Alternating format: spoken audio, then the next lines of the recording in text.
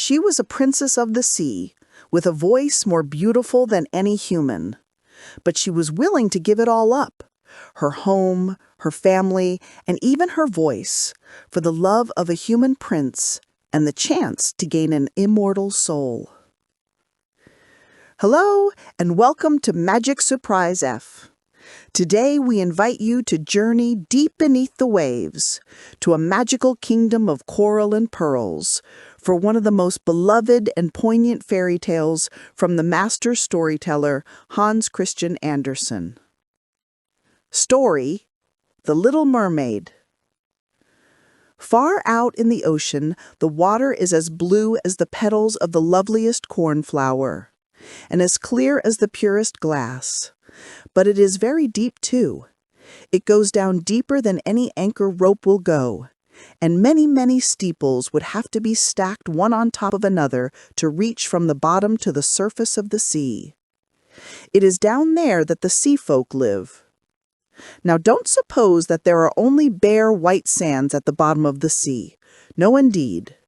The most marvelous trees and flowers grow down there, with such pliant stalks and leaves that the least stir in the water makes them move about as though they were alive. All sorts of fish, large and small, dart among the branches, just as birds flit through the trees up here. From the deepest spot in the ocean rises the palace of the Sea King. Its walls are made of coral, and its high, pointed windows of the clearest amber. But the roof is made of mussel shells that open and shut with the tide. This is a wonderful sight to see, for every shell holds glistening pearls, any one of which would be the pride of a queen's crown.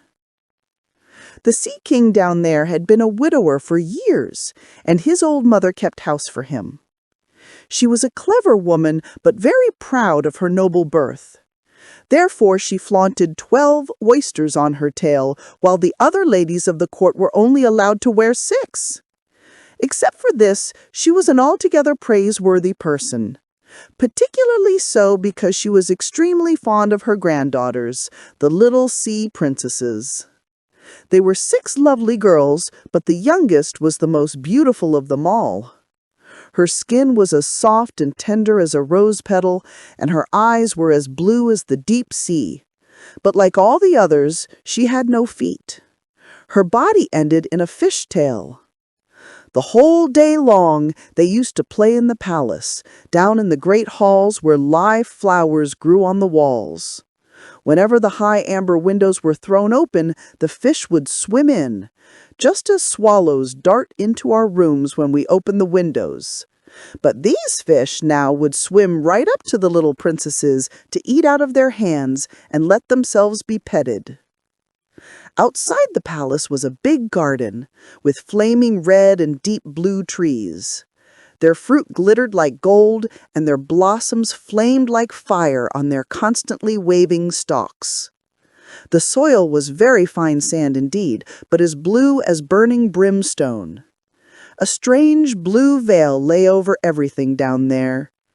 You would have thought yourself aloft in the air, with only the blue sky above and beneath you, rather than down at the bottom of the sea. When there was a dead calm, you could only see the sun, like a scarlet flower with light streaming from its calyx. Each little princess had her own small garden plot, where she could dig and plant whatever she liked. One of them made her little flower bed in the shape of a whale. Another thought it neater to shape hers like a little mermaid. But the youngest of them made hers as round as the sun, and there she grew only flowers which were as red as the sun itself. She was an unusual child, quiet and wistful, and when her sisters decorated their gardens with all kinds of odd things they had found in sunken ships, she would allow nothing in hers except flowers as red as the sun, and a pretty marble statue. This figure of a handsome boy carved in pure white marble had sunk down to the bottom of the sea from some ship that was wrecked. Beside the statue, she planted a rose-colored weeping willow tree, which thrived so well that its graceful branches shaded the statue and hung down to the blue sand, where their shadows took on a violet tint and swayed as the branches swayed. It looked as if the roots and the tips of the branches were kissing each other in play. Nothing gave the youngest princess such pleasure as to hear about the world of human beings up above them. Her old grandmother had to tell her all she knew about ships and cities and people and animals. What seemed nicest of all was that up on land the flowers were fragrant, for those at the bottom of the sea had no scent. And she thought it was nice that the woods were green, and that the fish you saw among their branches could sing so loud and sweet that it was delightful to hear them. Her grandmother had to call the little birds fish, or the princess would not have known what she was talking about, for she had never seen a bird. "When you get to be 15, her grandmother said, you will be allowed to rise up out of the ocean and sit on the rocks in the moonlight to watch the great ships sailing by. You will see woods and towns too." Next year, one of her sisters would be 15. But the others, well, since each was a whole year older than the next, the youngest still had 5 long years to wait until she could rise up from the water and see what our world was like. But each sister promised to tell the others about all that she saw and what she found most marvelous on her first day. Her grandmother hadn't told them half enough, and there were so many things that they longed to know about. The most eager of them all was the youngest, the very one who was so quiet and wistful. Many a night she stood by her open window and looked up through the dark blue water where the fish waved their fins and tails.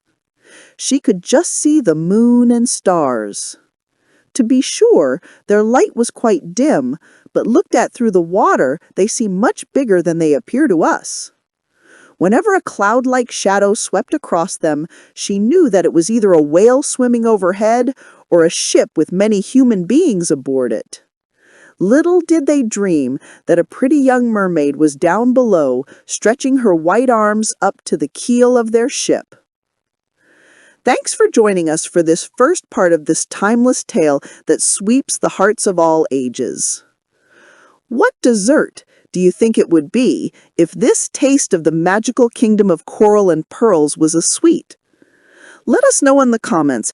The eldest princess had her 15th birthday, so now she received permission to rise up out of the water.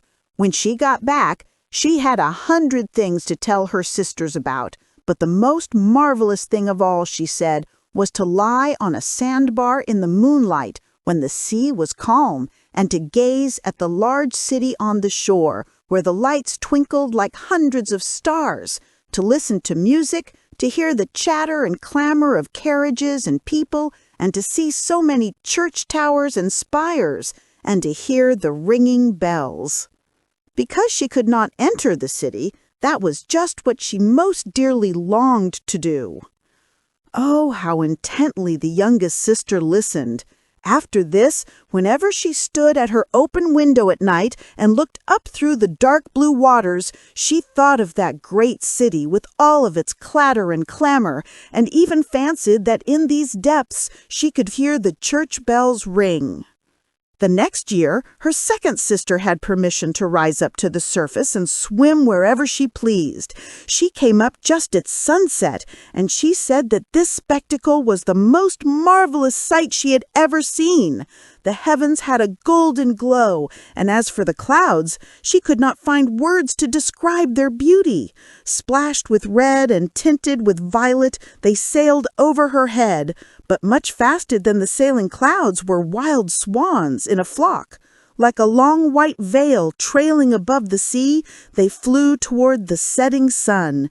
She too swam toward it, but down it went, and all the rose-colored glow faded from the sea and sky. The following year, her third sister ascended, and as she was the boldest of them all, she swam up a broad river that flowed into the ocean. She saw gloriously green, vine-colored hills, palaces and manor houses could be glimpsed through the splendid woods. She heard all the birds sing, and the sun shone so brightly that often she had to dive under the water to cool her burning face. In a small cove, she found a whole school of mortal children paddling about in the water quite naked. She wanted to play with them, but they took fright and ran away. Then along came a little black animal. It was a dog, but she had never seen a dog before. It barked at her so ferociously that she took fright herself and fled to the open sea. But never could she forget the splendid woods, the green hills, and the nice children who could swim in the water, although they didn't wear fishtails. The fourth sister was not so venturesome. She stayed far out among the rough waves, which she said was a marvelous place. You could see all around you for miles and miles, and the heavens up above you were like a vast dome of glass. She had seen ships, but they were so far away that they looked like seagulls. Playful dolphins had turned somersaults, and monstrous whales had spouted water through their nostrils so that it looked as if hundreds of fountains were playing all around them. Now the fifth sister had her turn. Her birthday came in the winter time, so she saw things that none of the others had seen. The sea was a deep green color, and enormous icebergs drifted about. Each one glistened like a pearl, she said, but they were more lofty than any church steeple built by man. They assumed the most fantastic shapes and sparkled like diamonds. She had seated herself on the largest one, and all the ships that came sailing by sped away as soon as the frightened sailors saw her there with her long hair blowing in the wind. In the late evening, clouds filled the sky. Thunder cracked, and lightning darted across the heavens. Black waves lifted those great bergs of ice on high, where they flashed when the lightning struck. On all the ships the sails were reefed, and there was fear and trembling. But quietly she sat there upon her drifting iceberg and watched the blue forked lightning strike the sea.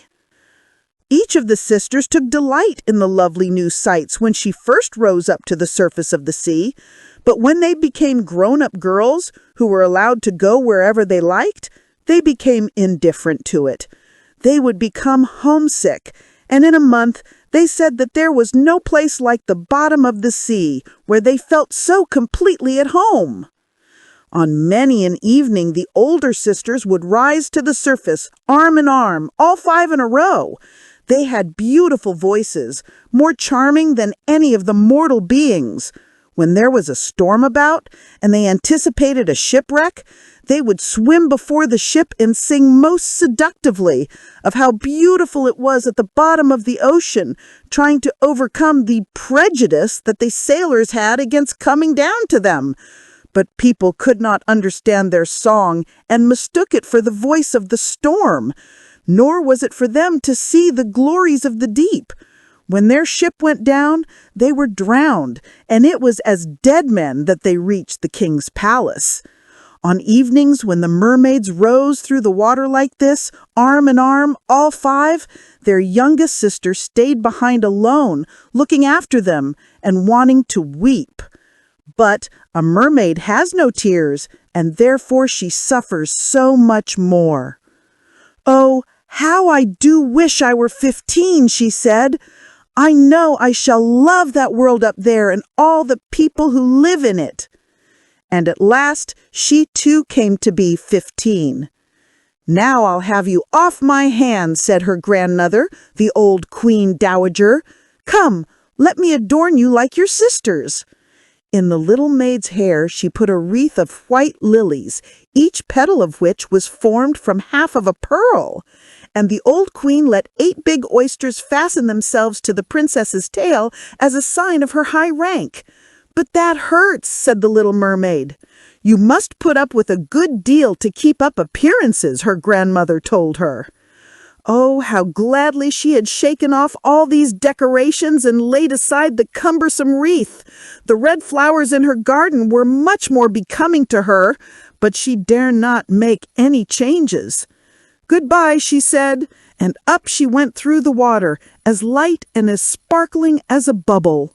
The sun had just gone down when her head rose above the surface, but the clouds still shone like gold and roses, and in the delicately tinted sky sparkled the clear gleam of the evening star.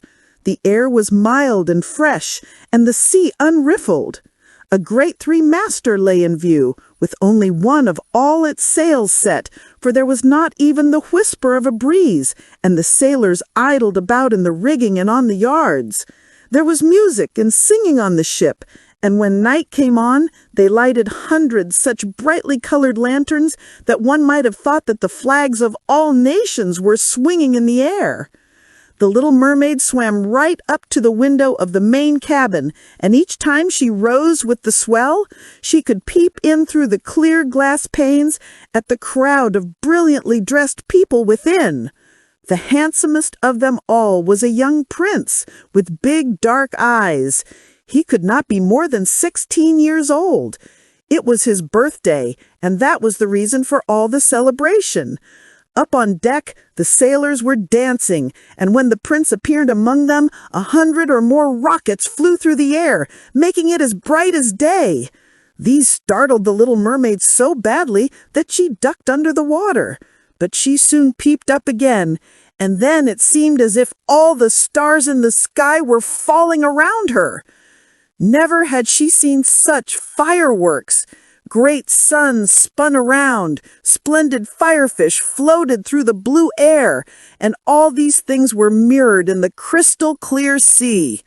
It was so brilliantly bright that you could see every little rope of the ship, and the people could be seen distinctly. Oh, how handsome the young prince was! He laughed and he smiled and shook people by the hand while the music rang out in the perfect evening. It got very late, but the little mermaid could not take her eyes off the ship and the handsome prince. The brightly colored lanterns were put out. No more rockets flew through the air and no more cannon boomed. But there was a mutter and rumble deep down in the sea, and the swell kept bouncing her up so high that she could look into the cabin. Now the ship began to sail. Canvas after canvas was spread in the wind. The waves rose high, great clouds gathered, and lightning flashed in the distance. Ah, they were in for a terrible storm, and the mariners made haste to reef the sails. The tall ship pitched and rolled as it sped through the angry sea. The waves rose up like towering black mountains, as if they would break over the masthead, but the swan-like ship plunged into the valleys between such waves and emerged to ride their lofty heights. To the little mermaid this seemed good sport, but to the sailors it was nothing of the sort. The ship creaked and labored. Thick timbers gave way under the heavy blows. Waves broke over the ship. The mainmast snapped in two like a reed. The ship listed over on its side, and water burst into the hold. Now the little mermaid saw that people were in peril, and that she herself must take care to avoid the beams and wreckage tossed about by the sea. One moment it would be black as pitch, and she couldn't see a thing. Next moment the lightning would flash so brightly that she could distinguish every soul on board. Everyone was looking out for himself as best he could. She watched closely for the young prince, and when the ship split in two, she saw him sink down in the sea. At first she was overjoyed that he would be with her, but then she recalled that human people could not live under the water, and he could only visit her father's palace as a dead man. No, he should not die. So she swam in among all the floating planks and beams, completely forgetting that they might crush her. She dived through the waves and rode their crests until at length she reached the young prince, who was no longer able to swim in that raging sea. His arms and legs were exhausted, his beautiful eyes were closing, and he would have died if the little mermaid had not come to help him. She held his head above water and let the waves take them wherever the waves went. At daybreak, when the storm was over, not a trace of the ship was in view. The sun rose out of the waters, red and bright, and its beams seemed to bring the glow of life back to the cheeks of the prince, but his eyes remained closed. The mermaid kissed his high and shapely forehead. As she stroked his wet hair in place, it seemed to her that he looked like that marble statue in her little garden. She kissed him again and hoped that he would live. She saw dry land rise before her in high blue mountains, topped with snow as glistening white as if a flock of swans were resting there. Down by the shore were splendid green woods, and in the foreground stood a church, or perhaps a convent. She didn't know which, but anyway, it was a building. Orange and lemon trees grew in its garden, and tall palm trees grew beside the gateway. Here the sea formed a little harbor, quite calm and very deep. Fine white sand had been washed up below the cliffs. She swam there with the handsome prince and stretched him out on the sand, taking special care to pillow his head up high in the warm sunlight. The bells began to ring in the great white building, and a number of young girls came out into the garden. The mermaid swam away behind some tall rocks that stuck out of the water. She covered her hair and her shoulders with foam so that no one could see her tiny face, and then she watched to see who would find the poor prince. In a little while, one of the young girls came upon him. She seemed frightened, but only for a minute. Then she called more people. The mermaid watched the prince regain consciousness and smile at everyone around him. But he did not smile at her, for he did not even know that she had saved him. She felt very unhappy, and when they led him away to the big building, she dived sadly down into the water and returned to her father's palace. She had always been quiet and wistful, and now she became much more so. Her sisters asked her what she had seen on her first visit up to the surface, but she would not tell them a thing. Many evenings and many mornings she revisited the spot where she had left the prince. She saw the fruit in the garden ripened and harvested, and she saw the snow on the high mountain melted away. But she did not see the prince, so each time she came home sadder than she had left. It was her only consolation to sit in her little garden and throw her arms about the beautiful marble statue that looked so much like the prince. But she took no care of her flowers now. They overgrew the paths until it was a wilderness, and their long stalks and leaves became so entangled in the branches of the tree that it cast a gloomy shade. Finally, she couldn't bear it any longer. She told her secret to one of her sisters. Immediately, all the other sisters heard about it. No one else knew, except a few more mermaids who told no one except their most intimate friends. One of these friends knew who the prince was. She too had seen the birthday celebration on the ship. She knew where he came from and where his kingdom was. "Come, little sister," said the other princesses. Arm in arm, they rose from the water in a long row, right in front of where they knew the prince's palace stood. It was built of pale, glistening golden stone, with great marble staircases, one of which led down to the sea. Magnificent gilt domes rose above the roof, and between the pillars all around the building were marble statues that looked most lifelike. Through the clear glass of the lofty windows, one could see into the splendid halls with their costly silk hangings and tapestries, and walls covered with paintings that were delightful to behold.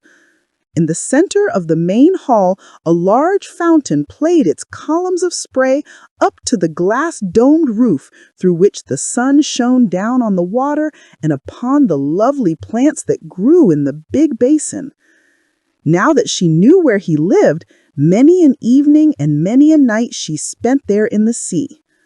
She swam much closer to shore than any of her sisters would dare venture, and she even went far up a narrow stream under the splendid marble balcony that cast its long shadow in the water. Here she used to sit and watch the young prince when he thought himself quite alone in the bright moonlight. On many evenings she saw him sail out in his fine boat with music playing and flags aflutter. She would peek out through the green rushes, and if the wind blew her long silver veil, anyone who saw it mistook it for a swan spreading its wings. On many nights she saw the fishermen come out to sea with their torches and heard them tell about how kind the young prince was. This made her proud to think that it was she who had saved his life when he was buffeted about, half dead among the waves. And she thought of how softly his head had rested on her breast and how tenderly she had kissed him, though he knew nothing of all this, nor could he even dream of it. Increasingly, she grew to like human beings, and more she longed to live among them. Their world seemed so much wider than her own, for they could skim over the sea in ships and mount up into the lofty peaks high over the clouds, and their land stretched out in woods and fields farther than the eye could see. There was so much she wanted to know. Her sisters couldn't answer all her questions, so she asked her old grandmother, who knew about the upper world, which was what she said was the right name for the countries above the sea. "If men aren't drowned," the Little Mermaid asked, "do they live on forever? Don't they die as we do down here in the sea?" "Yes," the old lady said, "they too must die, and their lifetimes are even shorter than ours. We can live to be 300 years old, but when we perish, we turn into mere foam on the sea, and haven't even a grave down here among our dear ones. We have no immortal soul, no life hereafter. We are like the green seaweed. Once cut down, it never grows again. Human beings, on the contrary, have a soul which lives forever, long after their bodies have turned to clay. It rises through thin air up to the shining stars. Just as we rise through the water to see the lands on earth, so men rise up to beautiful places unknown, which we shall never see." "Why weren't we given an immortal soul?" the Little Mermaid sadly asked. "I would gladly give up my 300 years if I could be a human being only for a day and later share in that heavenly realm." "You must not think about that," said the old lady. "We fare much more happily and are much better off than the folk up there." "Then I must also die and float as foam upon the sea, not hearing the music of the waves and seeing neither the beautiful flowers nor the red sun? Can't I do anything at all to win an immortal soul?" "No," her grandmother answered, "not unless a human being loved you so much that you meant more to him than his father and mother. If his every thought and his whole heart cleave to you, so that he would let a priest join his right hand to yours and would promise to be faithful here and throughout all eternity, then his soul would dwell in your body, and you would share in the happiness of mankind. He would give you a soul and yet keep his own. But that can never come to pass. The very thing that is your greatest beauty here in the sea, your fishtail, would be considered ugly on land. They have such poor taste that to be thought beautiful there, you have to have two awkward props, which they call legs." The Little Mermaid sighed and looked unhappily at her fishtail. "Come, let us be gay," said the old lady. "Let us leap and bound throughout the 300 years that we have to live. Surely that is time and to spare, and afterwards we shall be glad enough to rest in our graves. We are holding a court ball this evening." This was a much more glorious affair than is ever to be seen on earth. The walls and the ceiling of the great ballroom were made of massive but transparent glass. Many hundreds of huge rose-red and grass-green shells stood on each side in rows, with the blue flames that burned in each shell illuminating the whole room. and shining through the walls so clearly that it was quite bright in the sea outside. You could see the countless fish, great and small, swimming toward the glass walls. On some of them, the scales gleamed purplish red, while others were silver and gold. Across the floor of the hall ran a wide stream of water, and upon this the mermaids and mermen danced to their own entrancing songs. Such beautiful voices are not to be heard among the people who live on land. The little mermaid sang more sweetly than anyone, and everyone applauded her. For a moment her heart was happy because she knew she had the loveliest voice of all in the sea or on the land. But her thoughts soon strayed to the world up above. She could not forget the charming prince, nor her sorrow that she did not have an immortal soul like his. Therefore, she stole out of her father's palace, and while everything there was song and gladness, she sat sadly in her own little garden.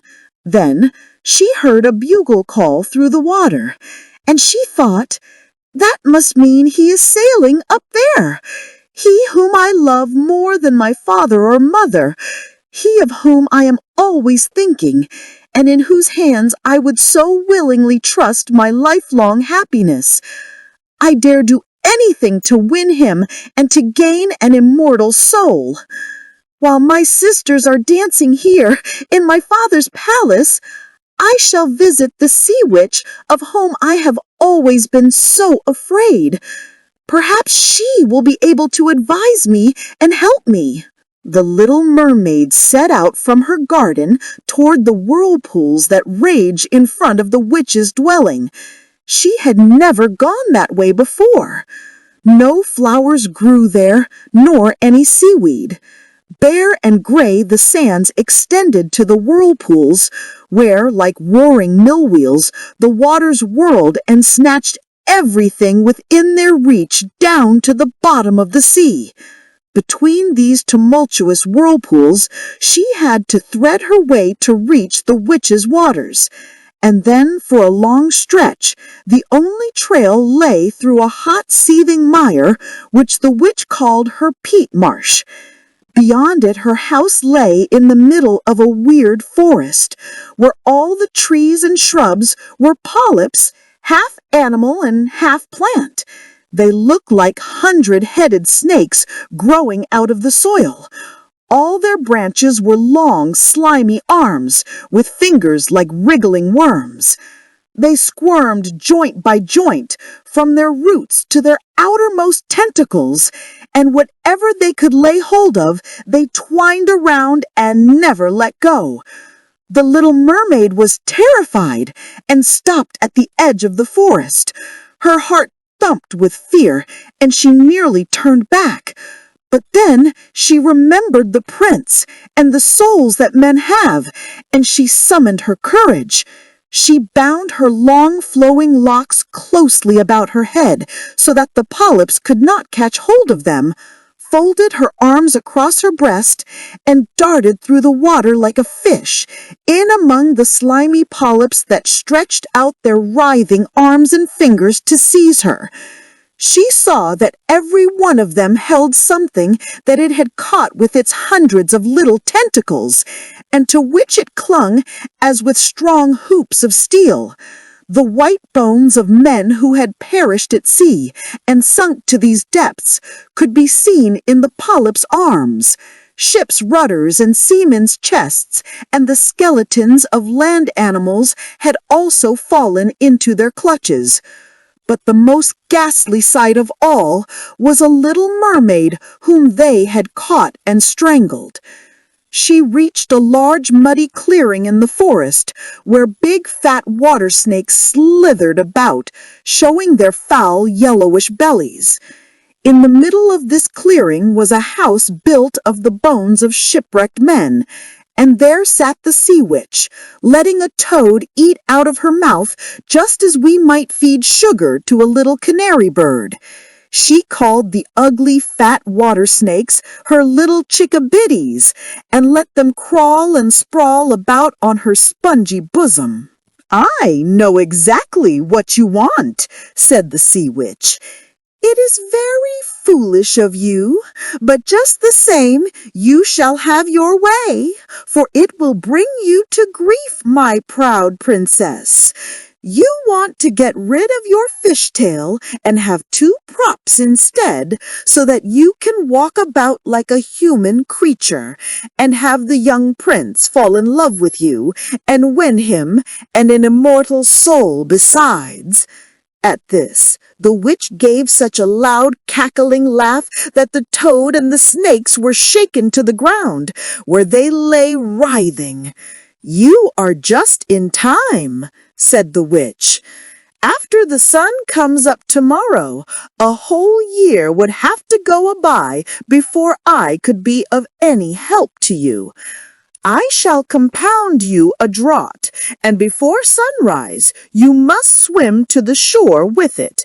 Seat yourself on dry land and drink the draught down. Then your tail will divide and shrink until it becomes what the people on earth call a pair of shapely legs. But it will hurt.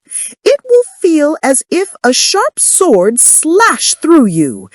Everyone who sees you will say that you are the most graceful human being they have ever laid eyes on, for you will keep your gliding movement, and no dancer will be able to tread as lightly as you. But every step you take will feel as if you were treading upon knife blades so sharp that blood must flow. I am willing to help you, but are you willing to suffer all this?"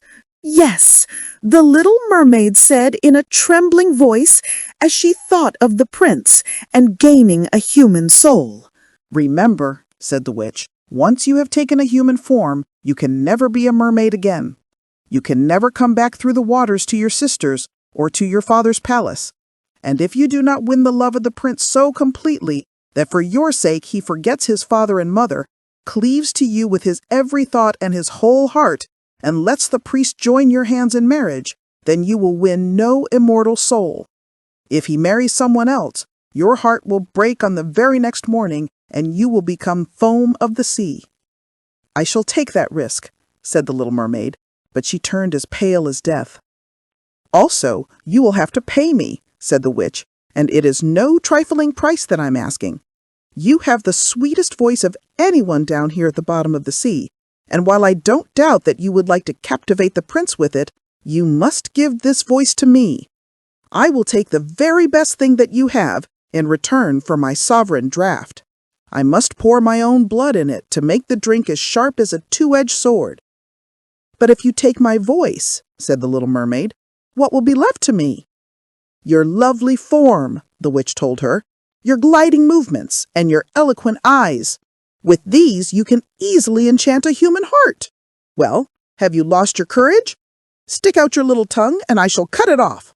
I'll have my price, and you shall have the potent draught." "Go ahead," said the little mermaid. The witch hung her cauldron over the flames to brew the draught. "Cleanliness is a good thing," she said, as she tied her snakes in a knot and scoured out the pot with them. Then she pricked herself in the chest and let her black blood splash into the cauldron. Steam swirled up from it in such ghastly shapes that anyone would have been terrified by them. The witch constantly threw new ingredients into the cauldron, and it started to boil with a sound like that of a crocodile shedding tears. When the draught was ready at last, it looked clear as the purest water. "There's your draught," said the witch, and she cut off the tongue of the little mermaid, who now was dumb and could neither sing nor talk. "If the polyps should pounce on you when you walk back through my wood," she said, "just spill a drop of this brew upon them, and their tentacles will break in 1,000 pieces." But there was no need of that, for the polyps curled up in terror as soon as they saw the bright draught. It glittered in the little mermaid's hand as if it were a shining star, so she soon traversed the forest, the marsh, and the place of raging whirlpools. She could see her father's palace. The lights had been snuffed out in the great ballroom, and doubtless everyone in the palace was asleep. But she dared not go near them, now that she was stricken dumb and was leaving her home forever. Her heart felt as if it would break with grief. She tiptoed into the garden, took one flower from each of her sister's little plots, blew 1,000 kisses toward the palace, and then mounted up through the dark blue sea. The sun had not yet risen when she saw the prince's palace. As she climbed his splendid marble staircase, the moon was shining clear. The little mermaid swallowed the bitter, fiery draught, and it was as if a two-edged sword struck through her frail body. She swooned away and lay there as if she were dead. When the sun rose over the sea, she awoke and felt a flash of pain, but directly in front of her stood the handsome young prince, gazing at her with his coal black eyes. Lowering her gaze, she saw that her fishtail was gone, and that she had the loveliest pair of white legs any young maid could hope to have. But she was naked, so she clothed herself in her own long hair. The prince asked her who she was and how she came to be there. Her deep blue eyes looked at him tenderly, but very sadly, for she could not speak. Then he took her hand and led her into his palace.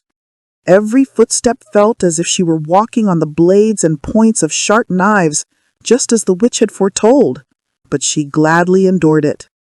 She moved as lightly as a bubble as she walked beside the prince. He and all who saw her marveled at the grace of her gliding walk. Once clad in the rich silk and muslin garments that were provided for her, she was the loveliest person in all the palace, though she was dumb and could neither sing nor speak. Beautiful slaves, attired in silk and cloth of gold, came to sing before the prince and his royal parents.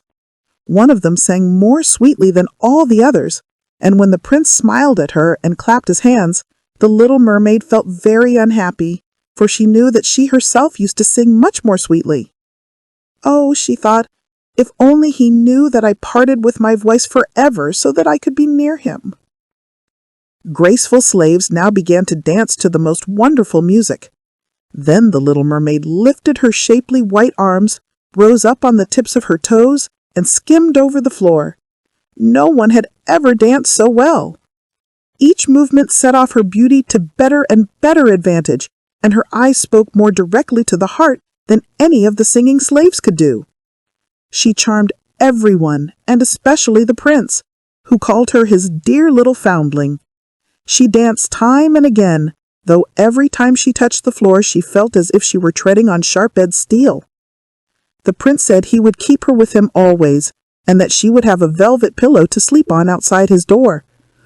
He had a page's suit made for her, so that she could go with him on horseback. They would ride through the sweet scented woods, where the green boughs brushed her shoulders, and where the little birds sang among the fluttering leaves. She climbed up high mountains with the prince, and though her tender feet bled so that all could see it, she only laughed and followed him on until they could see the clouds driving far below, like a flock of birds in flight to distant lands. At home in the prince's palace, while the others slept at night, she would go down the broad marble steps to cool her burning feet in the cold sea water, and then she would recall those who lived beneath the sea. One night her sisters came by, arm in arm, singing sadly as they breasted the waves. When she held out her hands towards them, they knew who she was and told her how unhappy she had made them all. They came to see her every night after that, and once far, far out to sea, she saw her old grandmother, who had not been up to the surface this many years. With her was the Sea King, with his crown on his head. They stretched out their hands to her, but they did not venture so near the land as her sisters had. Day after day she became more dear to the prince, who loved her as one would love a good little child, but he never thought of making her his queen. Yet she had to be his wife, or she would never have an immortal soul, and on the morning after his wedding she would turn into foam on the waves. "Don't you love me best than anyone else does?" The little mermaid's eyes seemed to question him when he took her in his arms and kissed her lovely forehead. "Yes, you are most dear to me, for you have the kindest heart. You love me more than anyone else does, and you look so much like a young girl I once saw but never shall find again. I was on a ship that was wrecked, and the waves cast me ashore near a holy temple, where many young girls perform the rituals. The youngest of them found me beside the sea and saved my life. Though I saw her no more than twice, she is the only person in all the world whom I could love. But you are so much like her that you almost replace the memory of her in my heart. She belongs to that holy temple. Therefore it is my good fortune that I have you. We shall never part." Alas, he doesn't know it was I who saved his life, the little mermaid thought. I carried him over the sea to the garden where the temple stands. I hid behind the foam and watched to see if anyone would come. I saw the pretty maid he loves better than me. A sigh was the only sign of her deep distress, for a mermaid cannot cry. He says that the other maid belongs to the holy temple. She will never come out into the world, so they will never see each other again. It is I who will care for him, love him, and give all my life to him. Now rumors arose that the prince was to wed the beautiful daughter of a neighboring king, and that it was for this reason he was having such a superb ship made ready to sail. The rumor ran that the prince's real interest in visiting the neighboring kingdom was to see the king's daughter, and that he was to travel with a lordly retinue. The little mermaid shook her head and smiled, for she knew the prince's thoughts far better than anyone else did. "I am forced to make this journey," he told her. "I must visit the beautiful princess, for this is my parents' wish, but they would not have me bring her home as my bride against my own will, and I can never love her. She does not resemble the lovely maiden in the temple, as you do, and if I were to choose a bride, I would sooner choose you, my dear mute foundling, with those telling eyes of yours."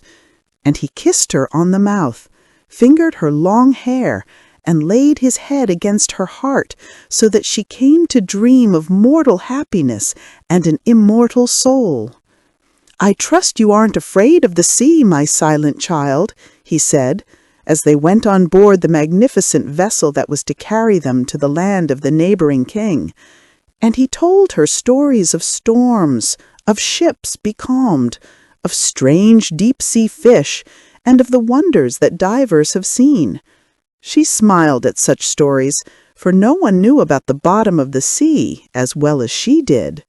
In the clear moonlight, when everyone except the man at the helm was asleep, she sat on the side of the ship, gazing down through the transparent water, and fancied she could catch glimpses of her father's palace.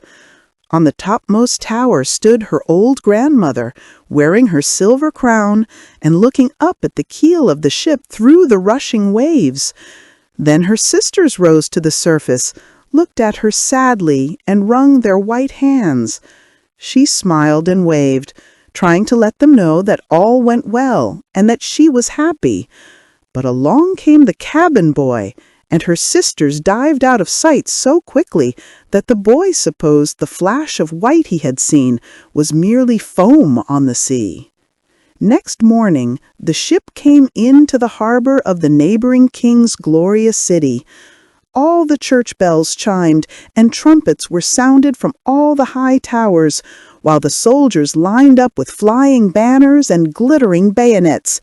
Every day had a new festivity, as one ball or levee followed another, but the princess was still to appear. They said she was being brought up in some faraway sacred temple, where she was learning every royal virtue. But she came at last. The little mermaid was curious to see how beautiful this princess was, and she had to grant that a more exquisite figure she had never seen. The princess's skin was clear and fair, and behind the long dark lashes, her deep blue eyes were smiling and devoted. "It was you," the prince cried. "You are the one who saved me when I lay like a dead man beside the sea."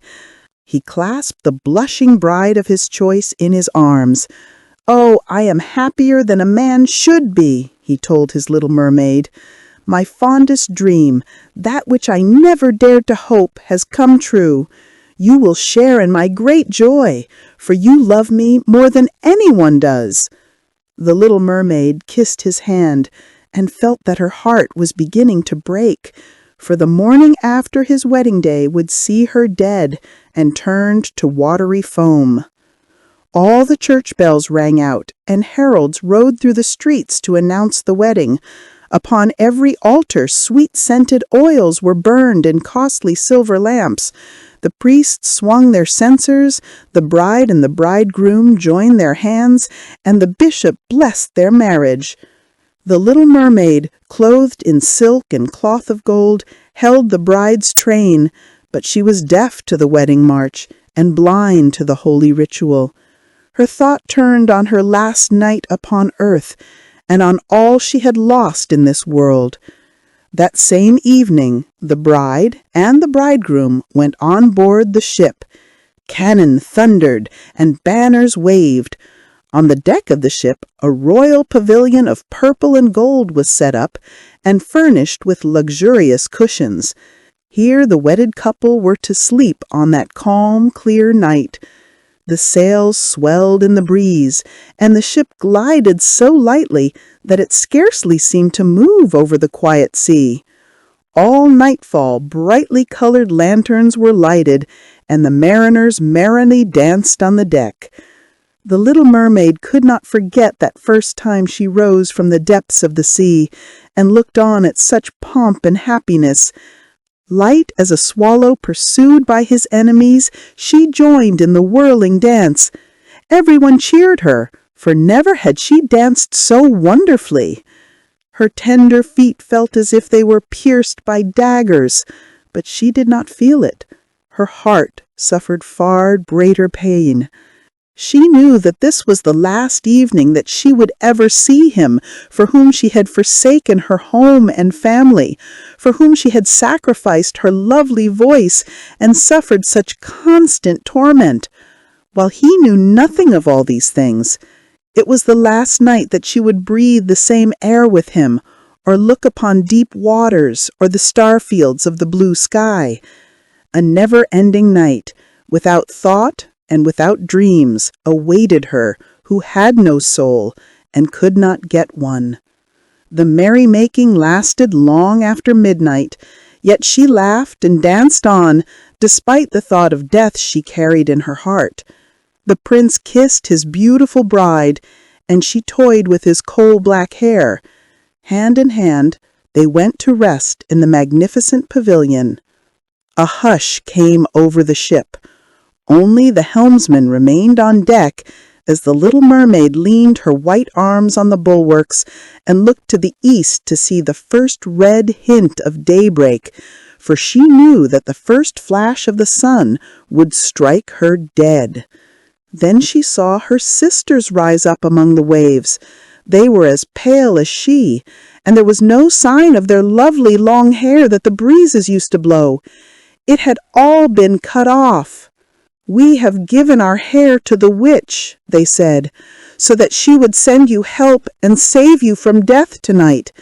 She gave us a knife. Here it is. See the sharp blade? Before the sun rises, you must strike it into his heart, and when his warm blood bathes your feet, they will grow together and become a fishtail.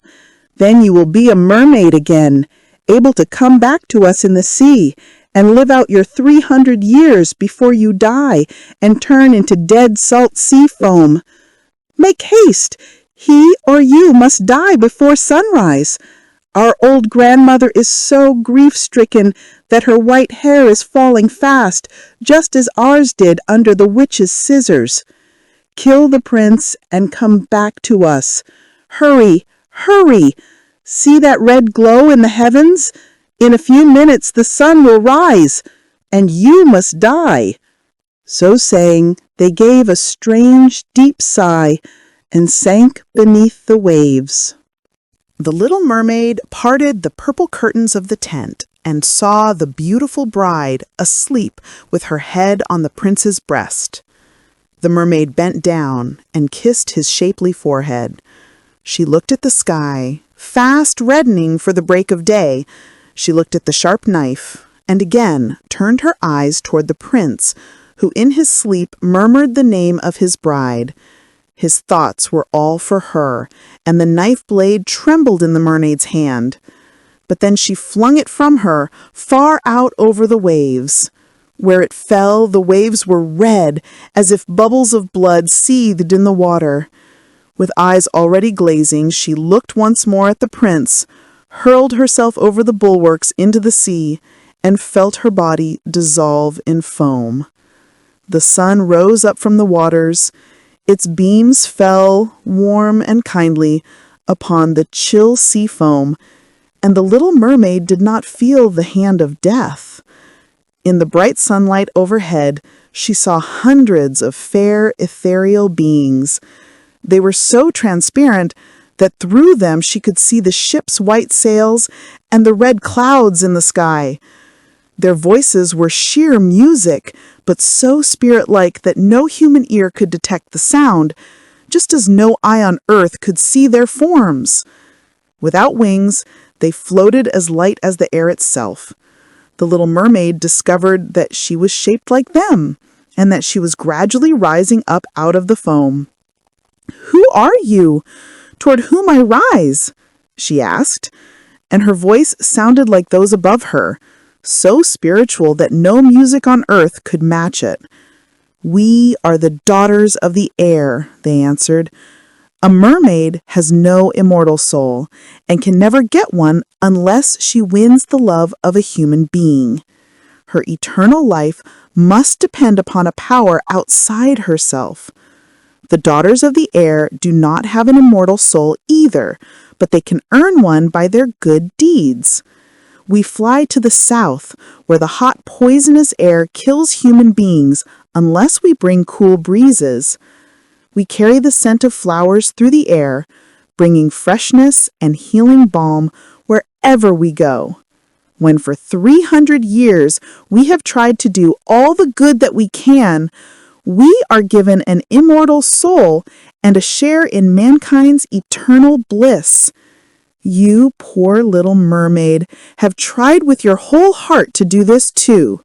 Your suffering and your loyalty have raised you up into the realm of airy spirits, and now, in the course of 300 years, you may earn by your good deeds a soul that will never die." The little mermaid lifted her clear, bright eyes toward God's sun, and for the first time, her eyes were wet with tears. On board the ship, all was astir and lively again. She saw the prince and his fair bride in search of her. Then they gazed sadly into the seething foam, as if they knew she had hurled herself into the waves. Unseen by them, she kissed the bride's forehead, smiled upon the prince, and rose up with the other daughters of the air to the rose-red clouds that sailed on high.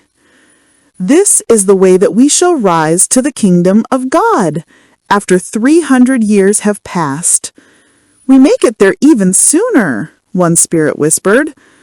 "Unseen, we fly into the homes of men, where there are children, and for every day on which we find a good child, who pleases his parents and deserves their love, God shortens our days of trial. The child does not know when we float through his room, but when we smile at him in approval, 1 year is taken from our 300. But if we see a naughty, mischievous child, we must shed tears of sorrow, and each tear adds a day to the time of our trial." And so the little mermaid did not get her prince, but through her selfless love and sacrifice, she earned a chance for something even greater, an immortal soul. We hope you were moved by this beautiful and timeless fairy tale. If you appreciate stories of love, loss, and transformation, please support our channel by subscribing to MagicSurprise F. Remember to click the bell icon so you're notified of all our new stories.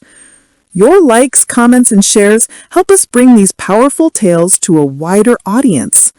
Let us know what this classic story means to you. Thank you for listening, and we'll see you again with another Fairy Tales and Short Stories for Children.